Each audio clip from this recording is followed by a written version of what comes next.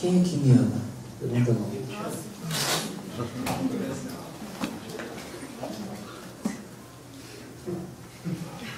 Seja sincero.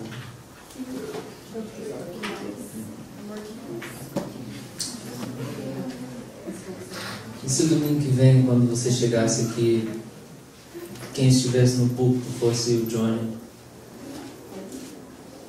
afirmando que eu roubei todo o dinheiro da igreja e fugi com uma das meninas? O que você ia fazer? Ligar. Última vez o Lucas ligou pro pai para saber se era verdade.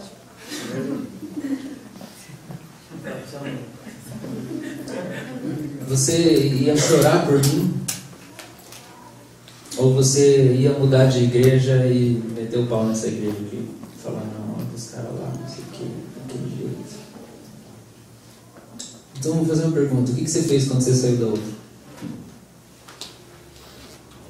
E por que você saiu da outra? Eu fui pra outra.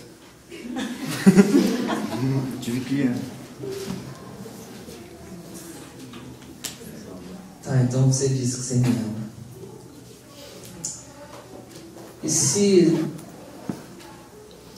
eu chegando aqui, eu fosse atravessar a rua e aí o Bracatinga vem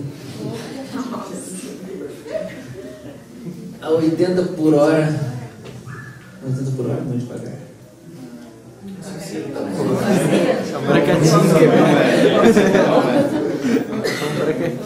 Bracatinga estivesse subindo a Mauri, 90 por hora.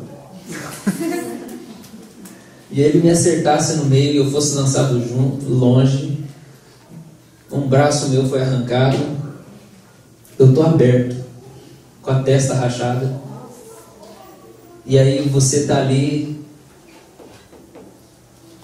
Eu tenho certeza de uma coisa: é bem possível que o meu pai fosse correndo me abraçar, mesmo eu sem vida, e ele abraçasse o meu corpo ali no chão e ele chorasse em cima de mim. Mas talvez algumas pessoas teriam náusea por ver aquilo acontecer, por ver um braço arrancado, um cadáver aberto, e talvez até vomitariam ali na hora. Mas eu posso dizer uma coisa: é muito possível que o meu pai corresse para o meu cadáver, me abraçasse e chorasse em cima de mim, mesmo ele sabendo que eu não estivesse mais ali. Talvez o meu pai me ame de verdade.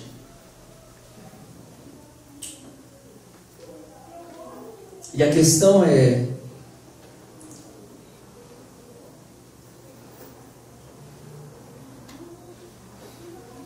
se Deus fosse exposto aqui nessa noite diante de nós, em toda a sua glória, e o interior dele fosse trazido para fora, nós teríamos duas reações nas pessoas que estão sentadas. Se você visse o interior de Deus,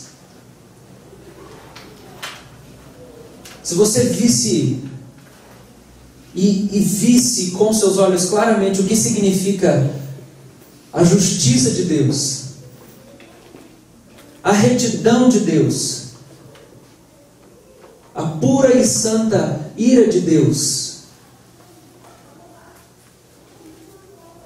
toda a sua misericórdia, toda a sua perfeição, toda a sua bondade, se você visse o interior de Deus, nessa noite, um grupo de pessoas vomitaria na hora e teria todo o nojo de quem Deus é. Porque quando a gente diz que ama e olha só para o lado de fora é muito fácil, Mas quem ama, ama até as partes mais estranhas, incompreensíveis e nojentas daquela pessoa. E se Deus aparecesse aqui para nós e fosse exposto diante dos nossos olhos, e todas as pessoas que Ele condenou ao inferno eterno, e todas as pessoas que Ele mandou matar no Antigo Testamento, e toda a justiça que Ele exerceu, e toda a ira santa que Ele derramou, será que você ia amar Ele?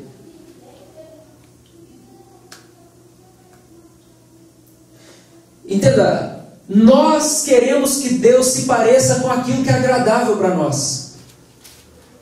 Mas em muitas coisas, Deus não é aquilo que a gente queria que Ele fosse. Deus tem uma ira santa. Deus tem um amor santo. Deus tem uma bondade santa. E Deus tem vontades que vão totalmente contra as suas. E se Ele fosse exposto aqui diante dos seus olhos, dois grupos de pessoas iam aparecer aqui. Ia ser distinguido de maneira muito clara. Um grupo de pessoas odiaria Ele, falava: como pode ser cruel desse jeito? Como pode ser assim? E fugiria dele, correria dele, olharia a glória dele, a santidade dele, e não acharia atraente. Como Satanás, que crê nele, viu sua glória e odiou ele. O outro grupo de pessoas olharia todas as coisas incompreensíveis para elas, e elas se apaixonariam por Deus, mesmo sem entender, mesmo sem aquilo conseguir ser muito digerido por elas. Tem pessoas que no julgamento final vão preferir ir para o inferno com as pessoas que amam, ao ir para o céu sem elas. Você entende isso? Tem pessoas que no juízo final vão preferir ir para o inferno com as pessoas que Deus está condenando. Vão falar: deixa eu ir junto, eu não posso abandonar a minha família. Muito menos nessa hora, eu não posso, depois de tudo que minha mãe fez por mim, meu pai fez por mim. E vão ter pessoas que vão preferir ir para o inferno junto com a sua família, ou com sua esposa, ou com sua esposa, ao ir para o céu com Jesus e sem eles. Porque Jesus não é atraente o suficiente para elas. Para amar Jesus, elas precisam das coisas que elas gostam. Para decidir por Jesus, elas precisam das coisas que elas desejam, que elas anseiam. Só Jesus não é suficiente. A pergunta para a gente começar essa noite é: você ama Deus? Eu não me canso de citar o exemplo do diário de David Brainerd, onde ele pregou no meio dos índios. E depois de uma pregação, uma índia chega chorando para ele. E ela diz: eu vi a sua glória, eu vi a sua santidade, eu creio nele, eu amo. Mesmo que diante de todo o meu pecado Ele me lance no fundo do inferno e Ele me odeie, e Ele odeie a minha família, e Ele mande toda a minha família para o inferno, eu amo, porque Ele é lindo, mais do que tudo que eu já vi nessa vida. Eu amo mesmo que Ele me odeie.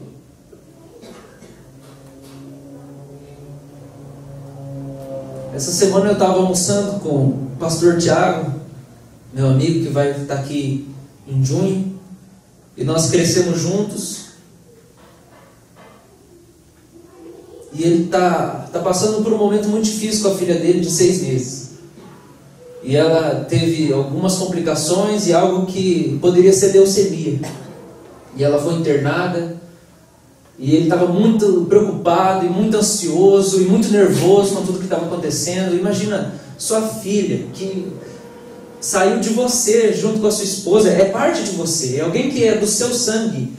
Ele falou que ela quase morreu, era provável que ela tivesse leucemia, não deu leucemia os exames, mas era quase isso. E por alguns dias ele estava nervoso, e ele disse que teve um momento quando ele estava indo para o hospital, nervoso pela estrada, para saber o resultado. Ele disse que ele pensava, ele orava, e ele foi brigando com Deus.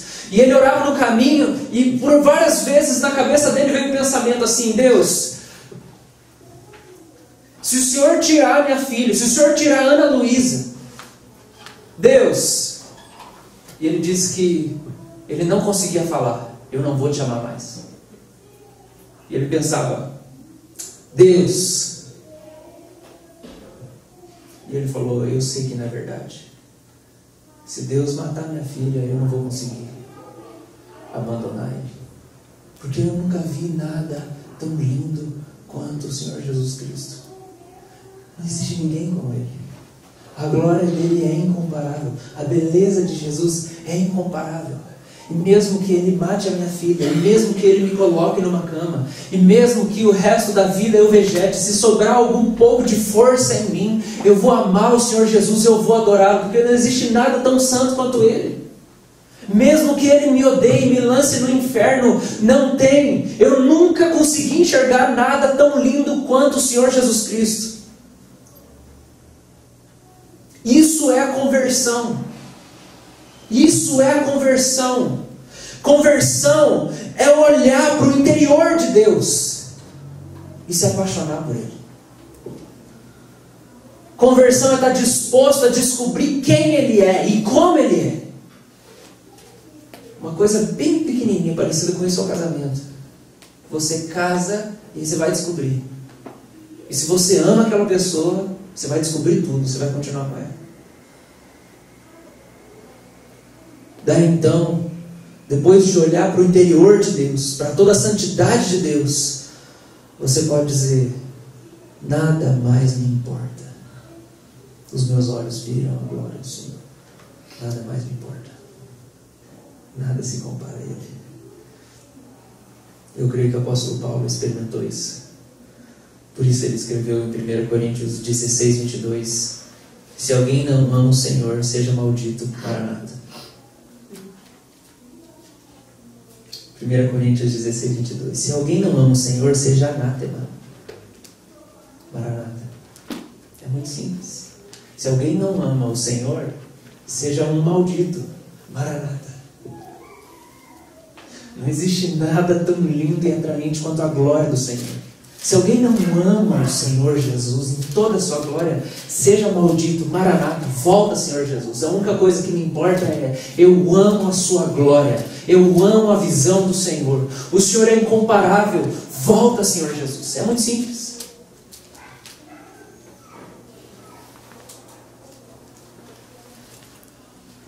Eu espero que, enquanto nós refletimos nessa noite sobre a palavra de Deus, o Espírito Santo abra os teus olhos para que você o veja. E alguns possam sair daqui com a convicção se amam ou não amam o Senhor. Por isso, abra a sua Bíblia comigo em Efésios, capítulo 1.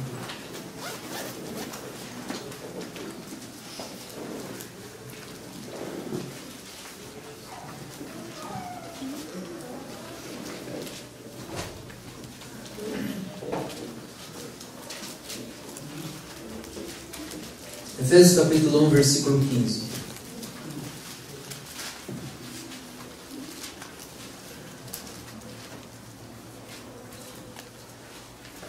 Por isso também eu, tendo ouvido a fé que há entre vós, no Senhor Jesus, e o amor para com todos os santos, não cesso de dar graças por vós, fazendo menção de vós nas minhas orações, para que o Deus de nosso Senhor Jesus Cristo, o Pai da glória, vos conceda espírito de sabedoria e de revelação no pleno conhecimento dele, iluminando os olhos do vosso coração, para saberdes qual é a esperança do seu chamamento, qual a riqueza da glória da sua herança nos santos, e qual a suprema grandeza do seu poder para com os que cremos, segundo a eficácia da força do seu poder, o qual exerceu ele em Cristo, ressuscitando dentre os mortos, e fazendo sentar à sua direita nos lugares celestiais, acima de todo principado, potestade e poder e domínio, e de todo nome que se possa referir, não só no presente século, mas também no vindouro.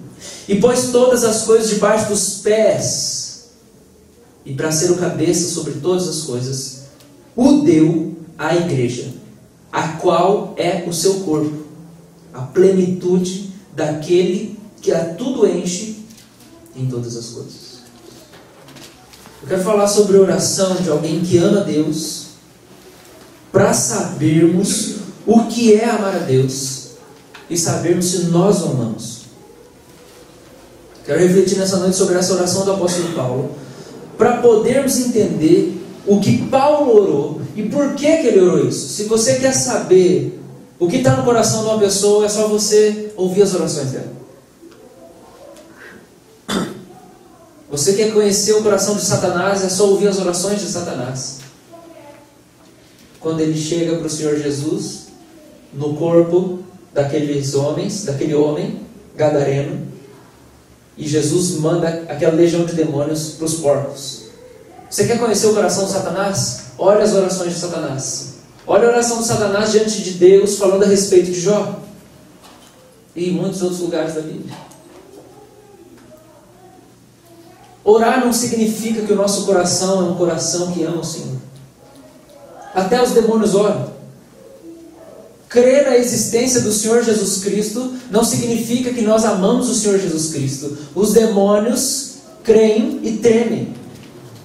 Saber que Jesus existe, sentir paz na presença de Deus, não significa que nós amamos o Senhor Jesus. Qualquer pessoa não convertida que entrar nesse lugar pode se sentir em paz e sentir emoções que vêm do louvor ou da oração ou da mensagem, ou um conforto meramente irracional, ou até um consolo espiritual sem a conversão. A palavra de Deus tem poder e Deus tem compromisso com a sua palavra. Por isso a palavra de Deus é de Deus, não importa na boca de quem esteja falando. E ela pode consolar alguém sem converter alguém. Uma pessoa pode ser consolada por uma pregação, por um versículo, sem ser convertida ao Senhor Jesus e sem amar o Senhor Jesus Cristo. Experimentar os poderes de Deus não significa salvação. Jesus disse que quando Ele vier na nuvem da sua glória para julgar os vivos e mortos, um grupo de pessoas à direita são as ovelhas, um grupo à esquerda são os bodes. E vai ter um grupo de gente que disse assim: Senhor Jesus, nós fizemos todo tipo de coisa boa no seu nome, nós expulsamos os demônios, nós fizemos milagres, profetizamos. E Jesus vai falar: vaza, não conheço vocês, vocês nunca me amaram na terra. E eu sei que nesse momento vocês não vão querer subir para o céu sem os prazeres de vocês, que vocês amarem durante todo esse tempo. Saul profetizou. A Bíblia diz que isso virou até um ditado em Israel. No entanto, ele não amava o Senhor. Saul chorou diante de Davi, com remorso por ter tentado matar ele. Uma semana depois ele estava fazendo tudo de novo. Está aqui nessa noite, nos últimos meses ou nos últimos anos, não significa que você é convertido. Eu quero colocar a tua salvação em xeque nessa noite. Eu quero gerar uma dúvida no seu coração e esperar que você procure resposta. Porque um dos papéis de quem conduz, de quem lidera, é gerar as crises certas. Isso é uma das coisas que Deus faz muitas vezes com a gente. Ele gera crise em nós, porque Ele quer que a gente cresça. A minha intenção nessa noite é gerar dúvida no seu coração. Será que eu sou salvo? Será que eu sou convertido a vida inteira na igreja? Porque diante dessa dúvida, só alguém pode trazer certeza para o seu coração que você é salvo. E é o Espírito Santo de Deus. Quando nós olhamos para esse texto, nós vemos o perfil de Paulo. O que é Paulo? Paulo é um homem indestrutível. Paulo é um homem incansável, indomável, selvagem. Nada para Paulo. Tem uma hora que ele falou assim: eu carrego no corpo as marcas de Cristo. Eu estou cheio de cicatriz. Fui apedrejado um monte de vezes, chicoteado um monte de vezes. Fui espancado muitas vezes, caí em naufrágio muitas vezes. Nada me para. Esse é o Paulo. Nada me para. Ensanguentado, apedrejado lá de fora da cidade. Quando você vem em Atos, o Espírito Santo vai, mexe com ele, ele volta lá dentro para pregar tudo de novo para as pessoas. Nada para Paulo. Essa oração é a oração de alguém que ama Jesus de verdade. Ele perdeu tudo que ele tinha. Ele perdeu todo o status que ele conquistou, crescendo na religião judaica, como um fariseu, como um mestre da lei. Ele perdeu tudo, tudo em Filipenses Filipenses ele fala assim: eu considerei tudo como refúgio, como esterco, como fezes. Fede para mim essas coisas que eu amava antes. Agora, o que eu desejo é o sublime conhecimento do Senhor Jesus. Eu amo a glória de Jesus. Se ele aparecesse para mim aqui agora, eu não pensaria 2 vezes. Eu ia correndo para ele. Eu ia agarrar ele e falar: agora você não me escapa. Paulo diria isso com certeza. É isso que ele fala. Ele fala assim: seja maldito aquele que não ama o Senhor. Maranata. Eu só quero uma coisa. Eu só quero encontrar com Ele. Eu o amo de todo o meu coração. Essa é a oração de alguém que ama o Senhor. E aqui eu quero falar sobre o falso amor e o verdadeiro amor. E quando a gente olha para o falso amor, primeira coisa que é sinal do falso amor por Deus: vida de oração, leitura da palavra de Deus, devoção, serviço na igreja, voluntariado. Eu me disponho para participar dos ministérios. Eu sou um crente dedicado. Mas o que pode ser objeto de amor de alguém?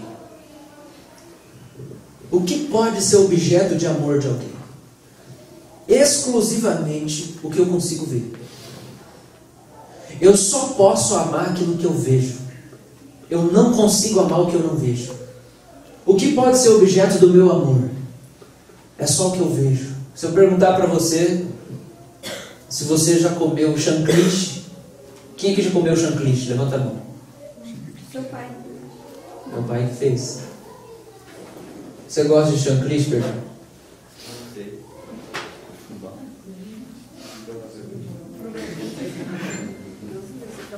Não tem como amar aquilo que você não experimentou. Capiche? Só pode ser objeto do meu amor aquilo que eu vi, aquilo que eu provei, aquilo que eu senti o sabor, aquilo que foi música para os meus ouvidos. Eu só posso amar exclusivamente o que eu vi, o que eu provei. O verdadeiro amor, ele é sustentado pela visão da glória de Cristo. Paulo fala em Gálatas capítulo 3 o seguinte: gente, o que aconteceu com vocês, diante dos quais foi Cristo exposto como crucificado? Eu expus Cristo diante dos vossos olhos. Está lá no capítulo 3 de Gálatas. O que aconteceu com vocês, diante dos olhos, Cristo foi exposto como crucificado? Eu só posso amar Cristo se eu tive uma visão dele.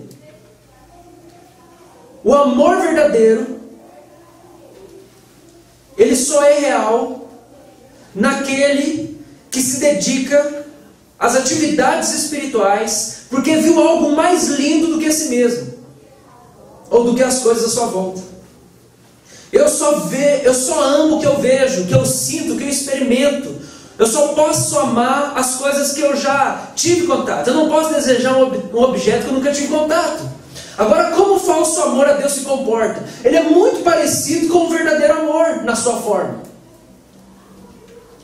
Porque o apóstolo Paulo diz em 1 Coríntios 13: eu posso dar o meu corpo para ser queimado no lugar de alguém, mas sem amor a Deus não é nada.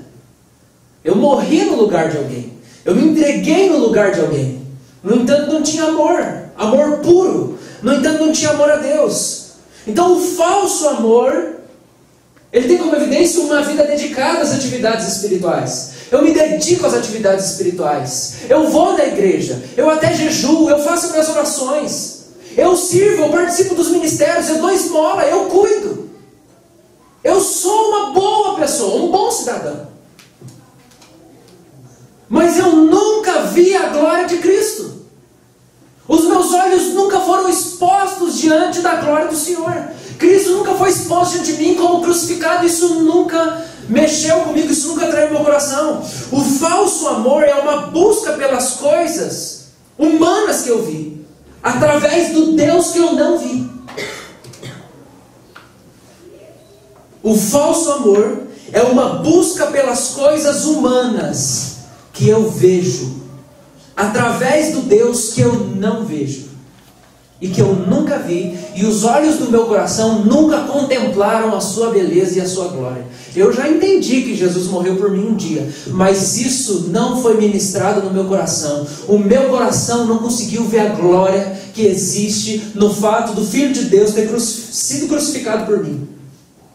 Isso não me maravilha, isso não mexe comigo, isso não me comove, isso não me apaixona. Lembra? Conversão é olhar para dentro de Deus e se apaixonar pela glória dele, que está lá dentro dele, a santidade dele, a vida dele, a pureza dele, a bondade, o caráter dele, não as coisas que ele faz. Porque até Satanás gosta das coisas que Deus faz, muitas vezes. Até quem não é crente gosta das coisas que Deus faz. Um ímpio pode agradecer a Deus, porque Deus matou o inimigo dele. Você não acha que muita gente glorifica a Deus quando as pessoas morrem? Tem certo tipo de gente que quando morre, até o cara que é ateu, ele glorifica a Deus. Você não precisa ser convertido para gostar do que Deus faz, mas olhar para o interior de Deus e amá-lo, amar o ser de Deus e como ele é preciso enxergar Deus. Então qual que é a base do falso amor a Deus? O que faz eu amar Deus falsamente?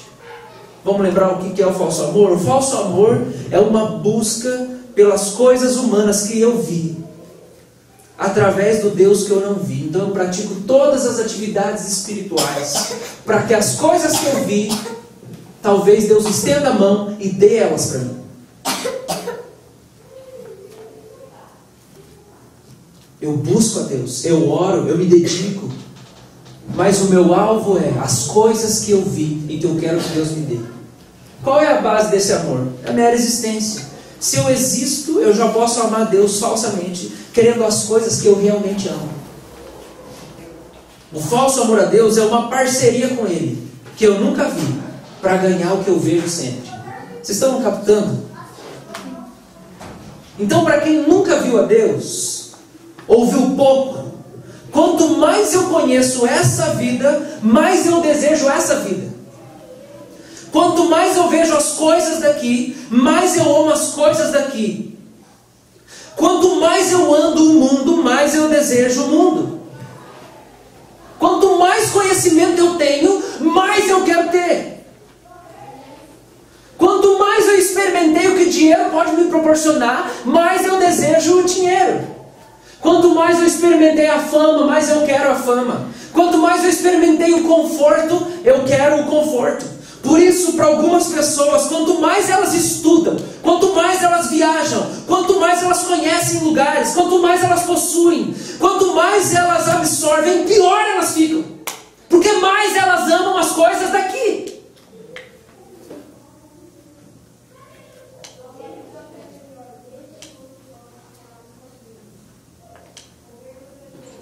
Mais ela ora, mais ela lê, mais ela vai na igreja, porque ela quer as coisas que ela vê, através do Deus que ela nunca viu.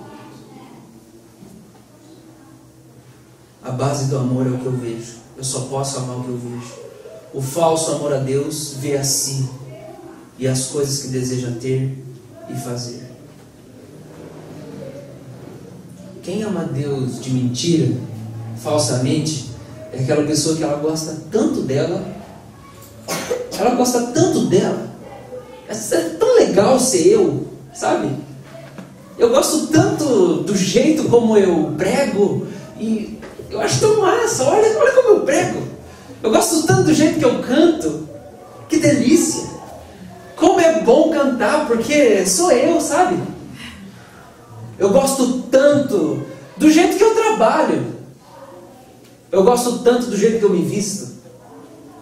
Nossa, é muito bom. Eu quero melhorar cada dia mais. Eu quero ser cada dia uma pessoa melhor. É tão bom ser eu. Eu sou apaixonado por mim, pela minha vida. Nós estamos falando das vaidades. Aquelas coisas que você fala assim, é bobeirinha, é meu jeito. É meu jeito. E quanto mais você dá vazão ao seu jeito, mais longe de Deus você fica. Você nunca vai ver um cara amar tanto a Deus como quando ele estiver gostando de uma menina. Você não vai ver. Você nunca vai ver um cara amando tanto Deus como quando ele estiver gostando da menina. Ele vai abandonar todos os pecados dele. Vai parar de falar palavrão, ele vai parar de ver pornografia, ele vai parar de brigar dentro de casa, ele vai começar a jejuar de um jeito que ele nunca jejuou, ele vai ler a Bíblia, ele vai vir no culto, ele vai participar do grupo, ele vai ser honesto no trabalho dele, ele vai ser um bom cidadão, ele vai andar no limite de velocidade, ele vai ser fiel, e ele vai fazer a oração mais fervorosa da vida dele naqueles dias. Ele não vai perder nada. Mas depois que o namoro começar, e se passarem uns 10 meses, você vai ver como é que ele vai ficar. Ele vai fazer tudo que Deus quer, para Deus dar para ele aquilo que ele quer. E aí depois que o namoro começar, vai dar uns 10 meses, você vai ver. Você vai ver a vida dele, o que vai virar. Você vai ver esse namoro, o que vai virar. E você vai ver a vida dele de oração, o que vai virar. E toda a devoção dele, o que vai virar. Que ele conseguiu o que ele queria. Ele acha que ele fez tudo o que Deus queria, e agora Deus deu o que ele queria. Que ele queria aquela menina. E ele buscou Deus com todas as forças. Porque o coração dele é idólatra. Ele conseguiu aquela menina. E aí ele acha, não pode ser. O namoro é complicado aqui, é alguma coisa de Satanás. Deus nunca deu nada, mas não pode ser que Deus não queira. Está tudo certo, olha como eu busco Deus. Olha como eu oro. Não tem como Deus não ser a favor do tanto de dinheiro que eu estou ganhando com o meu trabalho honesto. Não tem como Deus não querer que eu trabalhe aqui. Olha o tanto de coisa que eu faço para Deus. Não tem como Deus estar desagradado comigo, eu faço tudo. Essa pessoa ouve Deus. Essa pessoa ama Deus. Ou ele está louco para não perder aquilo que Deus pode dar para ele. Fala para mim o que essa pessoa ama. Essa pessoa que vem, essa pessoa que ora, que vai no grupo. A família está uma desgraça. A pessoa vem em todo pequeno grupo e chora, e fala, e ora, e faz tudo. O que ela quer? Ela ama Deus? Ou ela ama aquilo que ela está querendo que Deus dê para ela? Que Deus faça as coisas lá dentro da casa dela. A pessoa pode até se dedicar a Deus e a bondade para com seu vizinho, mas ela nunca viu Deus. Ela não teve a iluminação do Espírito, ela não teve revelação. É por isso que ela não ama Deus. Ela só ama as coisas que ela vê. Por isso, presta atenção aqui, é por isso que essa pessoa não consegue agradar a Deus, porque ela até chega perto dele, mas não por desejar a Ele. E por que ela não consegue desejar? Porque ela não viu. O que é fé, irmãos? O que é fé? É ver o invisível, não é? Certeza das coisas que não se vê. Isso é que é fé, não é? Sem fé é impossível agradar a Deus. Você já sabe desse versículo, mas talvez você nunca entendeu ele. Deixa eu explicar. Vou tentar pelo menos. Porque se eu vou até Deus para usá-lo e não por desejá-lo, eu estou agradando Ele? Eu posso ir até Deus sem nunca ver Ele. O meu coração nunca viu Deus. Eu não tenho fé, eu não tenho certeza de quem Ele é. Eu não acredito naquilo que a palavra diz que Ele é, naquilo que o Senhor Jesus é. Eu não acredito nisso. Isso não mexe comigo. Eu não sou atraído pelas glórias de Cristo. Eu não sou atraído pela pessoa. O interior dele não me cativou. Eu vou a Ele, mas eu vou a Ele para usá-lo. Então eu vou sem fé. Se eu vou sem fé, eu agrado Ele. Como que eu vou a Deus sem fé e eu vou agradar Ele? De jeito nenhum. Então eu vou a Deus, eu busco a Deus, eu faço tudo. Eu ando com o pessoal da igreja, por quê? Porque eu quero ficar bem. Porque eu acredito que essas atividades vão fazer uma pessoa melhor. Porque eu acredito que quem sabe daqui a um tempo Deus dê aquilo que eu estou pedindo e que Ele está dizendo que Ele não quer dar para mim. Porque na verdade eu precisava dar uma melhorada, e agora que eu vou dar uma melhorada, Deus vai me dar. Porque o problema é que eu não estava fazendo as coisinhas que Ele quer. E aí Deus vai dar o que eu quero. O que eu consigo ver? Eu só consigo ver eu mesmo e as coisas naturais. Eu busco a Deus, eu vou até Deus, sem vê-lo. É como se eu estivesse indo para Deus assim, ó, com um tapa-olho. E eu converso com Ele, pergunto tudo para Ele, sem nunca ver a grandeza da sua glória. Eu amo Deus? Parece que eu amo, mas não amo. Parece que eu amo, mas eu não amo. O fruto do verdadeiro amor é dedicação. O verdadeiro amor é dedicação, é consagração, é muita oração, é leitura bíblica, mas mais do que isso, é transformação. Se eu amo a Deus de verdade, eu faço tudo o que agrada a Ele, e tudo que é de acordo com a santidade, com a justiça dEle, com um único alvo. Eu quero ser transformado em alguém como Ele, porque eu nunca vi nada tão lindo quanto Ele. É só isso que eu quero. É por isso que eu prego. É porque eu quero ser parecido com Ele. Eu quero me conformar à sua imagem. É por isso que eu oro. É porque eu quero ser parecido com o Senhor Jesus na sua vida de oração. É por isso que eu oro pela minha família, abençoo a minha família. Porque eu quero ser como Jesus quando Ele era na sua família. Todas as minhas motivações têm a ver com ser a imagem dEle. Porque o meu coração viu, eu contemplei sua santidade, eu vi o interior dEle. E eu quero interiormente ser exatamente igual a Ele. Ele me apaixonou, Ele me cativou.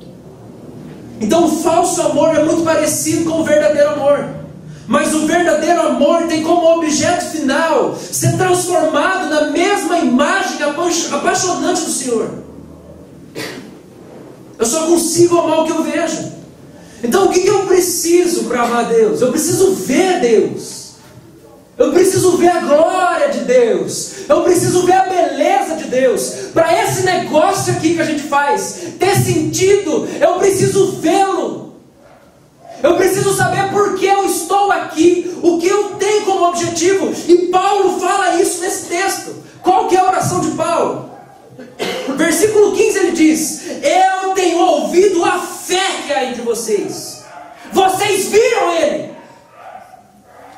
Vocês viram a glória dEle. Vocês creem que Ele é o mais lindo de todos. Nada se compara a Ele. Eu sei disso, eu estou ouvindo falar disso. Vocês viram Ele. Eu estou ouvindo da fé de vocês. Por isso, qual é a segunda coisa que Paulo ouviu falar deles? Também eu, tendo ouvido a fé que há entre vós, no Senhor Jesus Cristo, e o amor para com todos os santos. Paulo ouviu falar que eles viram Jesus. E a consequência de ver Jesus é querer ser igual a Jesus. Você consegue entender isso?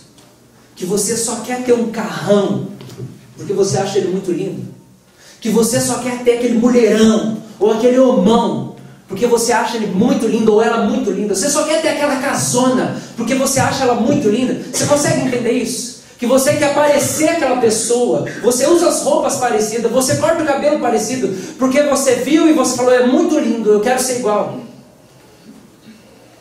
Paulo está dizendo: vocês viram Jesus. E é por isso que eu tenho ouvido falar do amor que existe entre vocês. E o que ele está dizendo é: o amor é verdadeiro. Porque vocês têm amado uns aos outros com um único objetivo. Será que eu estou parecendo com ele agora que eu estou amando você? Será que eu estou parecendo com ele do jeito que eu estou pregando aqui? Será que eu estou parecendo com ele do jeito que eu tenho aberto a mão da minha vontade dentro da minha casa? Será que eu estou parecendo com Jesus da maneira como eu trato a minha esposa? Senhor, eu estou parecendo ou não? Porque eu só quero parecer com ele. Aí que se dane se essa pessoa responde você ou não, porque não interessa mais nada que vem daqui. Só interessa você se comparar e pensar: estou parecido com ele ou não, Senhor? Ele é apaixonante, eu vi ele, eu quero ser parecido com ele. Você nunca mais vai ter mágoa de ninguém na hora que isso acontecer. Nunca mais. Porque não interessa o que as pessoas fazem para você. Você não espera nada delas. A sua única expectativa é ser parecido com Jesus. Porque você viu a glória dele. Você só quer isso agora. Esse é o é o coração do convertido.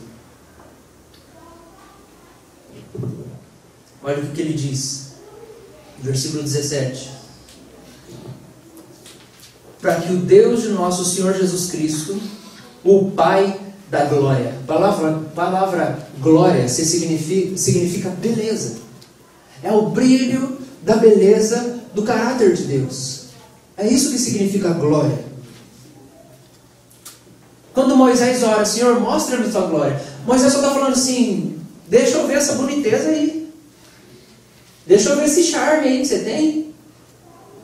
Deixa eu sentir o cheiro desse perfume, ver esse sorrisinho. Eu quero gamar você, Deus. Mostra-me tua glória. Ele quer ver, Deus, quero ver a sua beleza. Mostra a sua beleza para mim. Tudo que é bonito é feito, foi feito para se mostrar, né? Profetizar vai ao tchan.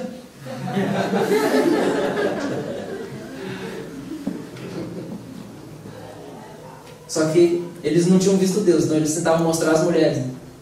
Tentavam ver as mulheres. Você está entendendo isso? Aí Paulo chega e fala assim: eu estou pedindo para o Pai da glória, o Pai da beleza. O que ele está pedindo? Vos conceda espírito de sabedoria e de revelação no pleno conhecimento dele. Eu estou pedindo para o Pai da beleza, para vocês verem a beleza dele. Olha o próximo versículo. Iluminados o quê? O que ele está querendo que aconteça com o povo? Vocês têm que ver ele. Eu sei que vocês já viram uma vez, mas vocês têm que crescer nessa visão.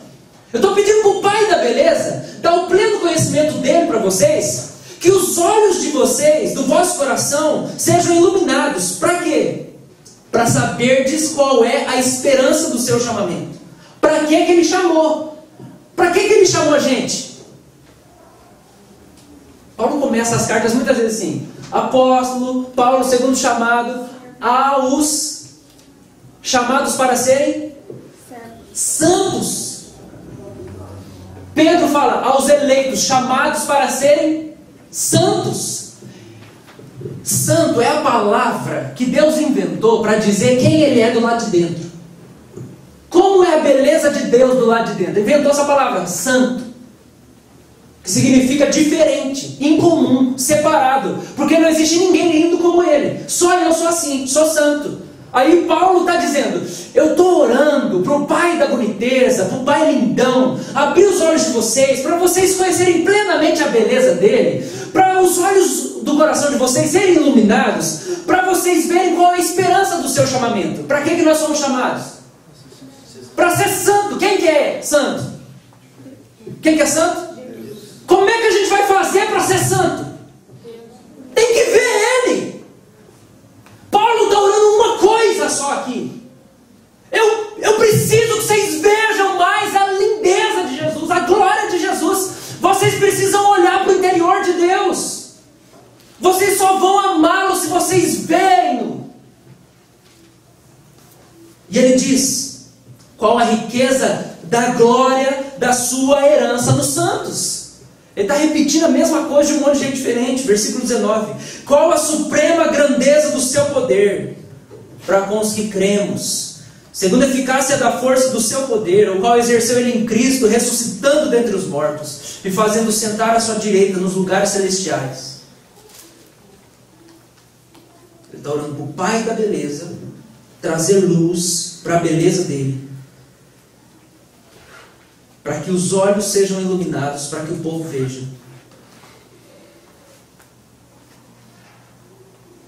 Quantas vezes Paulo orou isso?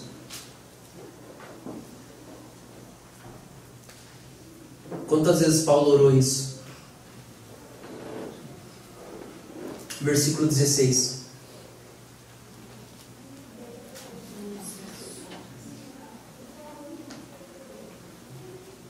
É como se ele estivesse dizendo: eu só faço uma oração para vocês. Vocês precisam ver mais quem ele é. Vocês precisam ver mais quem ele é. É por isso que a vida de vocês está medíocre. Porque vocês precisam ver mais quem ele é. Porque na hora que vocês verem quem ele é, acabou o sonho de casamento, acabou o sonho de casa própria. Acabou o sonho de estabilidade financeira.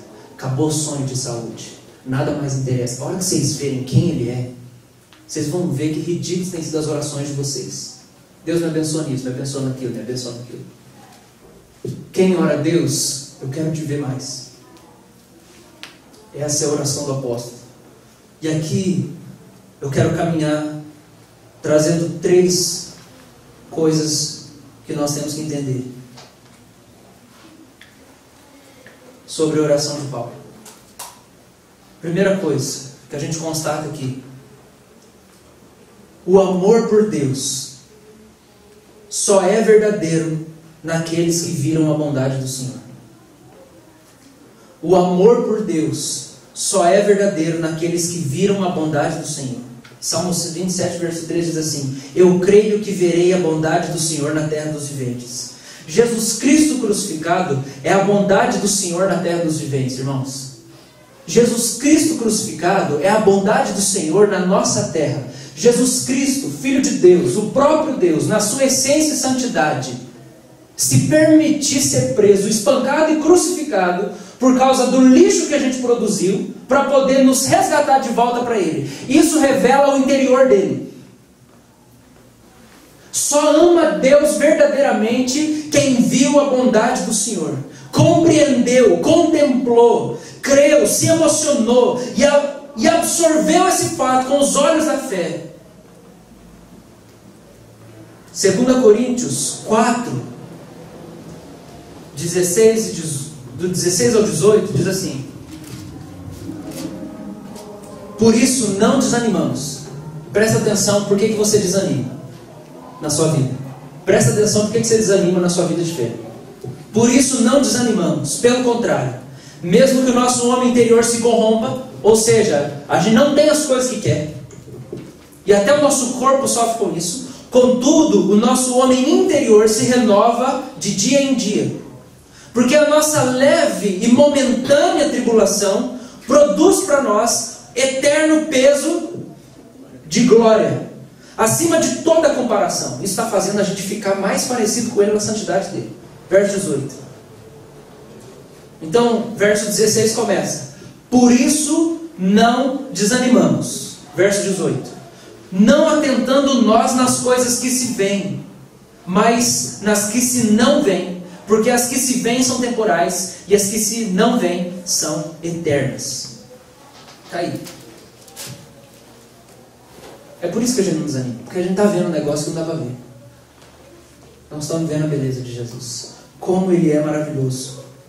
E essa é a primeira afirmação: o amor por Deus só é verdadeiro naqueles que viram a bondade do Senhor.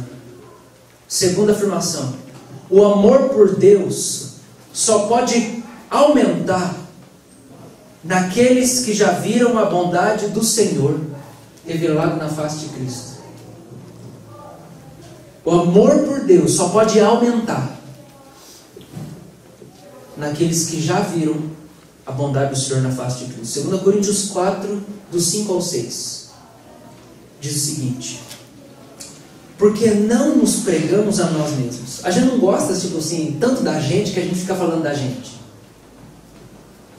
Não nos pregamos a nós mesmos, mas Cristo Jesus como Senhor, e a nós mesmos como vossos servos. Tudo que a gente gosta tanto na gente é escravo dele. A gente prega a Ele. Nada tão lindo quanto Ele.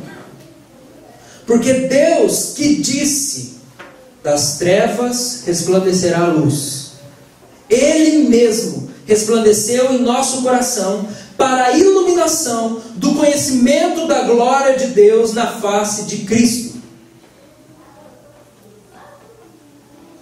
O conhecimento da glória de Deus está onde?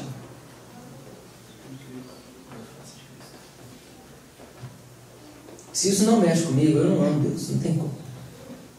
Presta atenção, se eu te cativo cada dia mais, porque eu gosto de você, eu gosto da sua companhia, eu gosto da sua presença, eu amo você, eu tenho estima por você, e aí cada dia eu passo mais tempo com você,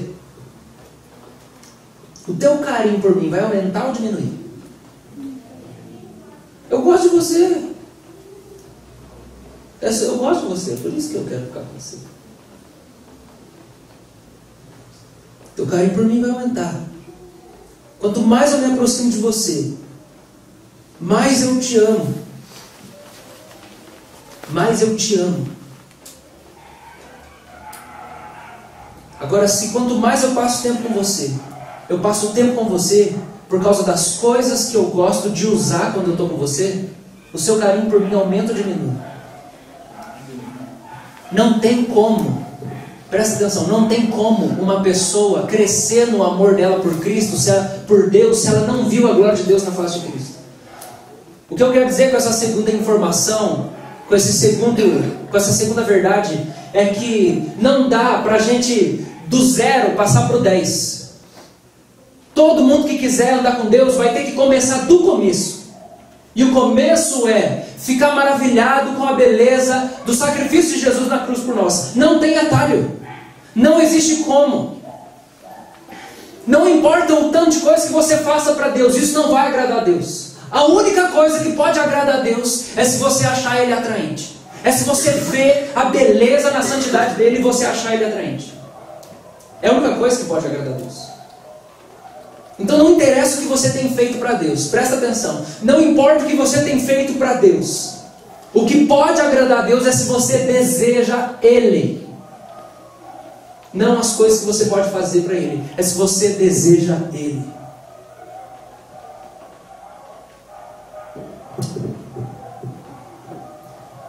Eu quero ler algumas coisas que Jonathan Edwards fala sobre isso. E ele diz o seguinte: o amor do verdadeiro santo consiste principalmente na doce contemplação da beleza das coisas divinas por elas mesmas. Então contrasta também com a alegria dos pseudo-cristãos, que se alegram com eles mesmos, tendo o ego como base para a alegria. Enquanto isso, os verdadeiros cristãos se regozijam em Deus, pois a mente dos santos só se deleita nas realidades de Deus e em suas coisas. A base para o verdadeiro prazer do cristão está em Deus e em sua perfeição, em Cristo e em sua beleza. A principal empolgação de quem não é um verdadeiro santo não é a glória de Deus, nem a beleza de Cristo, mas sim as experiências vibrantes. O verdadeiro santo não vive tão envolvido no deleite das descobertas da doce glória de Deus e de Cristo. Ele vive tão envolvido no deleite das descobertas da doce glória de Deus e de Cristo, que ele nunca pensa nele mesmo, nem em suas realizações. Ele está tão obcecado por como Deus é glorioso e lindo, que ele não se importa com ele mesmo. Eu não tenho como ficar soberbo pelas minhas boas obras, porque nem que eu seja perfeito na minha prática, a minha perfeição moral se compara com a perfeição da santidade dele. Então eu posso ser perfeito em tudo que eu faço, fiel, bom, amoroso, perdoador. Eu amo Cristo mais do que eu amo a mim mesmo, porque Ele é infinitamente mais atraente. Pensar em si mesmo seria para Ele apenas distração e perda a que Ele não se dá o luxo. Nunca quer afastar seus olhos do objeto arrebatador, Deus. Sobre o falso amor ele diz: como presumem ser santos eminentes, presta atenção nisso, se a opinião que têm deles mesmos decair, o mesmo acontecerá com seus sentimentos. O falso santo, o falso convertido, ou aquele que acha que ama Deus, se ele descobrir as falhas dele, a alegria dele acaba. Porque a alegria dele está em achar que ele é alguma coisa. Então, quando ele descobre os pecados dele, ele entra em depressão. Quando ele descobre que ele é ruim, que ele é falho, quando ele ouve a crítica de alguém, a alegria dele acabou. Porque ele se alegra pelo tanto que ele gosta dele mesmo.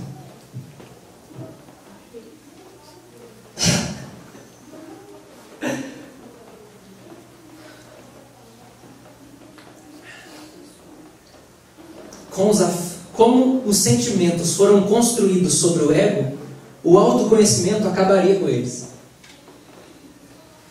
Descobrir os meus erros acabaria com a minha alegria. Mas os verdadeiros sentimentos da graça se edificam em outro lugar. O fundamento não é o ego, mas sim Deus e Jesus Cristo. Por si, a descoberta de si mesmo e do seu pecado levará à purificação dos sentimentos e não à destruição. Sob algumas formas, irá suavizá-los e intensificá-los. Por isso, o verdadeiro convertido não tem crise em assumir seus pecados, porque a alegria dele não está no como ele é bom ou como ele é perfeito. Essa alegria dele está na beleza do Senhor, em primeiro lugar. Em segundo lugar, é porque ele pertence ao Senhor. Primeiro é porque ele viu a beleza do Senhor e ele pensa: só de ver isso mudou a minha vida para sempre. Em segundo lugar, eu sou beneficiado com isso. Porque em primeiro lugar ele não pensa em como ele é beneficiado. Só ver já gera alegria e satisfação. A fé é suficiente. Jesus fala da fé que vence o mundo. Dá para entender algumas coisas agora que Jesus falou? A fé que vence o mundo. O que eu vi dele faz tudo ser desprezível para mim. Eu só desejo a ele. O mundo não consegue me atrair mais. Em terceiro lugar, o amor por Deus deve crescer naqueles que viram a bondade do Senhor, ouviram a face de Jesus. E a principal parte disso aqui é: o amor de Deus deve crescer. Ele deve crescer dentro de nós. Se eu vi a face de Cristo, a glória de Deus, se o meu coração viu, eu não vou conseguir mais viver sem aumentar a minha visão das coisas divinas. Eu quero mais das coisas divinas. Eu quero ver mais partes da santidade de Deus. Eu desejo mais Ele. Por isso eu sou santo. Por isso eu sou bom. Por isso eu leio a palavra da revelação. Por isso eu oro. Por isso eu vou à igreja. Por isso eu sirvo nos ministérios. Por isso. É porque eu quero mais dele. Eu quero me parecer com ele. E eu quero conhecer mais dele. Esse é o único desejo do meu coração. Esse amor deve crescer. E Paulo explica como esse amor deve crescer dentro de nós. E a primeira coisa é a gente entender o que ele está fazendo para esse amor crescer. Qual que é a primeira coisa que Paulo faz para esse amor crescer? Ele ora pelos crentes. Eu não cesso de fazer menção de vocês nas minhas orações, para que Deus abra os olhos do coração de vocês. A oração é o principal meio de abrirmos os olhos do nosso coração. É a principal maneira que nós podemos cooperar com a maior contemplação das glórias de Cristo. A prática da oração é o melhor caminho, o melhor ato humano que pode ser praticado para que o nosso amor pelo Senhor aumente, para que nós vejamos mais a sua glória, para que nós nos apaixonemos mais por Ele e tudo se torne cada dia mais desprezível para nós. E a segunda coisa, ele começa a falar, e ele chega no versículo 22, ele descreve as glórias de Cristo, certo? Ele vai descrever as glórias de Cristo, porque ele fala que Cristo morreu, foi ressuscitado, foi colocado como cabeça. Ele já está descrevendo as glórias de Cristo aqui, a beleza de Cristo. Ele é o cabeça de todas as coisas, pôs tudo debaixo dos pés dele. Aí o versículo 23 diz o seguinte, versículo 22, pôs todas as coisas debaixo dos pés, para ser o cabeça sobre todas as coisas, e o deu à igreja. Ele está falando, Deus deu Jesus para a igreja. Deus deu Jesus para a igreja. Para quê? Verso 23. A qual é o seu corpo, a plenitude daquele que a tudo enche em todas as coisas. Deus deu Jesus para a igreja, para Jesus encher a igreja. E aqui está a segunda coisa que pode nos encher desse amor pelo Senhor. É entendermos que é só a pessoa dele que pode nos encher. Isso é a pregação do Evangelho. Só Ele pode nos encher. Só Ele pode nos encher. Só Ele pode me encher. Deus deu a igreja, Deus deu Jesus para a igreja. Ele falou: igreja, toma Jesus, Ele vai te encher.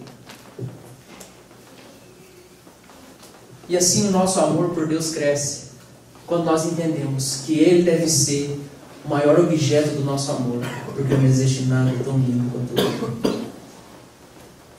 Não ameis o mundo, nem as coisas que há no mundo. Se alguém ama o mundo, o amor do Pai não está nele. 1 João 2,15. Vamos orar.